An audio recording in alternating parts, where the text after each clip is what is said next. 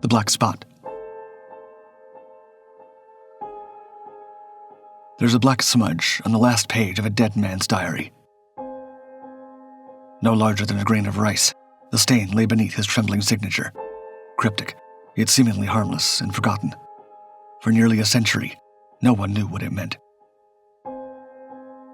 And yet, in that tiny blot lay the final secrets of an Arctic tragedy that claimed 3 explorers, nearly upended an international border dispute, and left one man alone in a cave with frozen feet, a dying stove, and the last traces of heat he could find: fish oil, rubber, and his own waste. The man was Jørgen Brønlund, a Greenland-born Inuit, and the last surviving member of Sledge Team 1 of the 1906-08 Denmark expedition. Their mission was both scientific and geopolitical, to determine if Peary Land, a vast tract in northeast Greenland, was an island or part of the mainland. If an island, it might fall to the United States. If a peninsula, Denmark could claim it. The future of Arctic sovereignty, as it turned out, rested on the endurance of 3 men and a map. Brønlund's companions were Niels Peter Høeg Hagen, the expedition cartographer, and Ludvig Milius Eriksson, the leader and ethnographer. By summer of 1907, trapped by melting ice in an unmapped fjord and already starving, they made the fatal decision to push west. One by one, the men fell. Hagen died on November 15th, Milius Eriksson 10 days later. Only Brønlund, frostbitten with torn shoes, pushed on, dragging their notes and Hagen's maps across 15 brutal miles of ice and stone. He reached a cave near an unmanned supply depot at Lambert's Land. There, under a waning moon, he wrote that he could not go on, and that, quote, the bodies of the others lay out on the fjord. A search party found Jørgen Brønlund in March 1908, collapsed beside his Lux petroleum burner. His diary and Hagen's sketches were close at hand, preserved in the freezing dark, and later carried back to the Royal Library of Copenhagen. The documents survived, but the story didn't feel complete. How had Brønlund starved and frozen to death with a supply depot just steps away? Decades later, in 1993, a curious researcher secretly removed a tiny black spot from the diary using a pocket knife. The fragment was sent to the National Museum of Denmark, but it would take another 25 years and the help of CERN's advanced instruments to reveal the truth. Inside that speck, charred rubber, petroleum residue, traces of fish oil and wax, and even Brønlund's own waste. It told a forensic story of desperation. The rubber matched the gasket from the Lux stove. The rest pointed to a last-ditch attempt to coax a flame from anything that might burn. Brønlund had matches. He had fuel. But in the Arctic cold, the petroleum had gelled, and without alcohol to preheat the stove, it was useless. So he tried everything in a frantic attempt to melt the fuel and bring the burner to life. And still, even then, he didn't burn his diary. The smudge on the final page suggests he wrote his last words after those failed attempts. In the cave, as frostbite crept up from his feet, he protected the one thing he knew strangers would one day read. That diary, along with Hagen's maps, proved Peary Land was a peninsula, not an island. It secured Denmark's territorial claim over Greenland's northeast. Milius Eriksson's body was never found, but his hidden field notes, discovered 5 years later in a stone cairn, echoed the same conclusion: the Peary Channel does not exist. The expedition succeeded.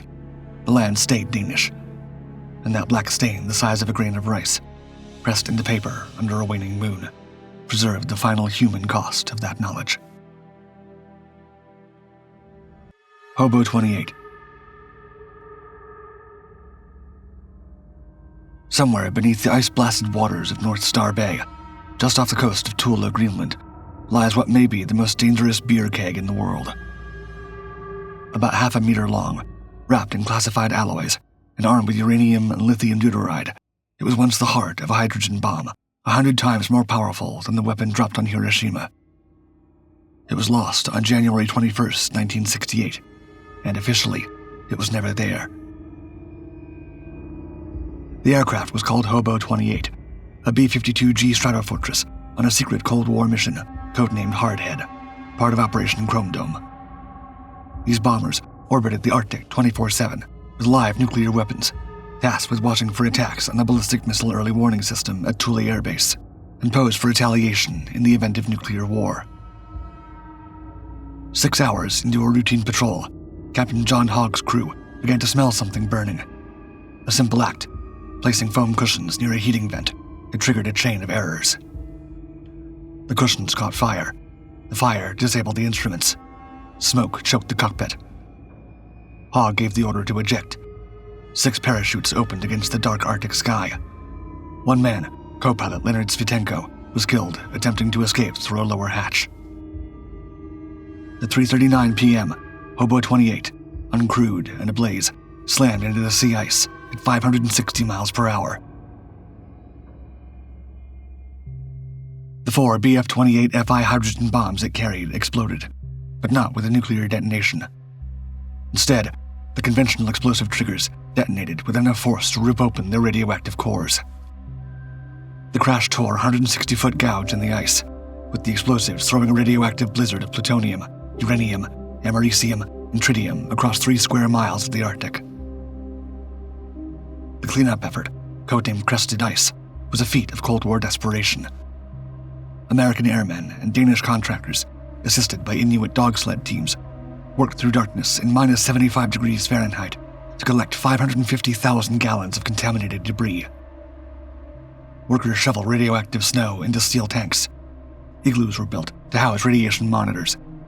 One general later marveled that the aftermath of mankind's most sophisticated weapon had to be cleaned with the most primitive of tools. They recovered parts of 3 bombs, yet one object, a half-meter uranium cylinder known as the Marshall's Baton, the fusion secondary of one bomb, never turned up. A Star 3 mini-sub scoured the sea floor. Classified documents quietly admitted the truth, quote, "No parts of the 4th secondary had been identified." Denmark, which had declared itself nuclear-free in 1957, was told otherwise. Officially, everything had been accounted for. Unofficially, a debate still exists. Did the missing secondary vaporize, melt through the ice, or simply sink beyond reach into 800 feet of dark Arctic water?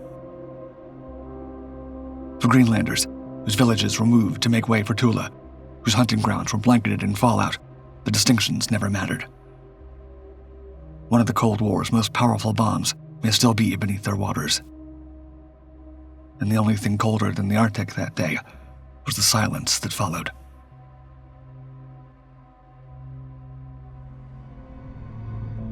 Crockerland. In late June 1906, a man stood on the frozen edge of the world and saw something that would ruin reputations, cost lives, and haunt Arctic maps for 3 decades. From a ridge on the far northern shore of Canada, American explorer Robert Peary claimed he glimpsed a vast new land rising from the polar sea. Mountains, valleys, an entire continent waiting to be claimed. He named it Crockerland. There was just one problem. It wasn't there. Peary was already famous, already desperate. His latest attempt to reach the North Pole had failed, and his funding was drying up. A new discovery, especially one named for his wealthy donor, George Crocker, was a convenient miracle. When Peary returned home, Crockerland quietly slipped onto official maps, a pale, hook-shaped island hovering just north of Greenland. But by 1913, with both poles claimed and America hungry for another heroic conquest, Crockerland transformed from fantasy to obsession. Enter Donald Macmillan, a former schoolteacher turned Arctic explorer who pledged to locate this lost continent. Backed by the American Museum of Natural History, his crew brought wireless radios, film cameras, and the promise of live broadcasts from the Arctic. Instead, their ship wrecked before it even reached Greenland. Undeterred, Macmillan led a smaller party, 2 Americans and 2 Inuit hunters, across 1,200 miles of frozen ocean, ice, and snow. Then, on April 21, 1914, it appeared. "Great heavens, what a land," Macmillan wrote. Mountains and valleys stretched across the horizon. But Piugatok, an Indian guide, frowned. "Pujok," he said. "Mist. It was a phenomenon known as Fata Morgana, a mirage created by bending light and freezing air." Macmillan pressed on for 5 days, chasing the mirage, and then, like the land itself, everything unraveled. Running low on supplies, Macmillan split the group. Naval Officer Fitzhugh Green and Piugatok set out alone. They were soon trapped in a storm. When Piugatok turned back with the only stove, Green panicked. He fired 1 warning shot, then 2, into Piugatok. He buried the body behind an iceberg and returned alone. Green never faced justice. Peary supporters buried the story. The Inuit mourned in silence. Macmillan, stranded for another 3 years, finally returned with film reels, frostbitten feet, and the truth. Crockerland didn't exist. A mirage killed a man, stained reputations, and exposed the fragile line between belief and delusion. In 1938, a pilot finally flew over the site Peary had described. There was only ice. Nazi Arctic bases. In the stillness of Greenland's frozen tundra, 3 patrolmen approached a remote hunting hut. A chimney smoked. Footprints marked the snow. Inside, Nazi uniforms, polar bear meat, and half-empty mugs of coffee. Within days, a firefight would erupt. A soldier would die, and a Nazi officer would be captured and dragged across 400 miles of Arctic wilderness by dog sled. What began as a routine patrol would spiral into one of the northernmost battlefields of World War II, and the forgotten front of a secret meteorological war. At the start of World War II, Denmark's surrender in 1940 left its vast Arctic colony adrift. Greenland, frozen and isolated, seemed an unlikely prize, until you looked up into its skies. European weather is born over Greenland. Storms crossing the North Atlantic begin with air pressure systems shaped by Arctic wind. Whoever controlled Greenland's skies could read Europe's future days in advance. To Germany's war machine, this was invaluable. Accurate forecasts meant precision bombing, submarine ambushes, and safe passage for ships. So in 1942, Hitler dispatched meteorologist Gottfried Weiss and Lieutenant Hermann Ritter aboard the Sachsen, a repurposed fishing trawler, to install a secret station, codenamed Holzauge, the Wooden Eye, on Sabine Island, northeast Greenland. They succeeded. For 6 months, Holzauge fed vital weather intelligence back to Berlin. But Greenland wasn't unguarded. After Denmark fell, Governor Eske Brun created a patrol unlike anything else in the war. The Northeast Greenland Sledge Patrol. Danish policemen, Inuit hunters, and trappers moving by dog sled across the eastern ice. On March 11, 1943, a 3-man patrol, led by Marius Jensen, discovered the secret German weather station Holzauge. The patrol turned back toward their headquarters at Eskimonesh to warn their commander, but the Germans reacted fast. On the retreat, a Nazi search party almost caught them at a hunting shack. The 3 patrolmen fled into the Arctic night with only rifles and the clothes on their backs, leaving behind their dogs, 3 sledges, and Jensen's patrol journal. They still made it to Eskimonesh by March 13th, with proof the Germans were on Sabine Island. 10 days later, on March 23, 1943, the Germans struck Eskimonesh itself. The station fell in minutes under automatic fire, and the raiders seized papers and logs that revealed where other patrolmen were operating. Then came the cruel overlap. On March 26th, Corporal Eli Knudsen, traveling with Jensen and Peter Nielsen, and unaware Eskimonesh had already been destroyed, reached the hut at Sandoten and walked into an ambush by Ritter and his Nazi soldiers. Knudsen was killed, the patrol's only fatality in Greenland during the war. The 2 other patrolmen were captured, but Jensen didn't panic. He played a longer game. He convinced the Nazi Lieutenant Ritter to let Nielsen go bury the dead and he escaped to warn the others. Jensen then misdirected German troops into brutal terrain, waited for his opening, disarmed Ritter, and fled. After finding that the rest of his patrol had already evacuated, Jensen returned 100 miles back across the ice, grabbed Ritter, and hauled him to Scoresby Sound as a prisoner. The station at Holzhauge was later bombed by U.S. planes from Iceland and captured by American Coast Guard troops. The remaining Nazi team was extracted by a flying boat. Though rarely remembered, the Greenland Weather War shaped Allied victories. Accurate forecasting enabled the Normandy landings. Delays could mean disaster. A handful of fur-clad sledders ensured Hitler stayed blind. Today, the outhouse of Eskimonis still stands. All else was burned, buried, or blown into the snow. But once, for a few frozen weeks, Greenland was a battlefield. Project Iceworm. Beneath the Greenland ice, the U.S. Army once tried to hide the end of the world. In October 1960, far below the snow, a nuclear reactor coughed to life inside a glacier. The men who flipped the switches stood entombed in ice older than civilization, listening to Geiger counters tick in the dark. Minutes later, something went wrong. Radioactive neutrons leaked into the frozen silence. Above them lay tens of feet of snow and ice. Ahead of them, once the reactor was repaired, lay a secret no one outside the Pentagon was supposed to know. Officially, this was Camp Century, a triumph of American engineering, a nuclear-powered research station proving that the Arctic could be civilized. Reporters toured its tunnels. Magazines celebrated its movie theater, library, and chapel. Even National Geographic sent photographers. What they weren't shown was the real blueprint. Camp Century was a cover. Hidden beneath the rhetoric of science and survival was a plan to thread Greenland's ice with railways for nuclear missiles, 600 of them. Each mobile, concealed, and armed over the pole of the Soviet Union. The ice sheet, Army planners argued, offered, quote, unique adaptability. Remote, close to Moscow, and nearly impossible to target. If nuclear war came, the missiles would rise from the ice like ghosts. The camp sat 127 miles from Thule Air Base, supplied by slow-moving convoys dragged across a white void. Temperatures plunged to minus 70. Winds howled past 100 miles an hour.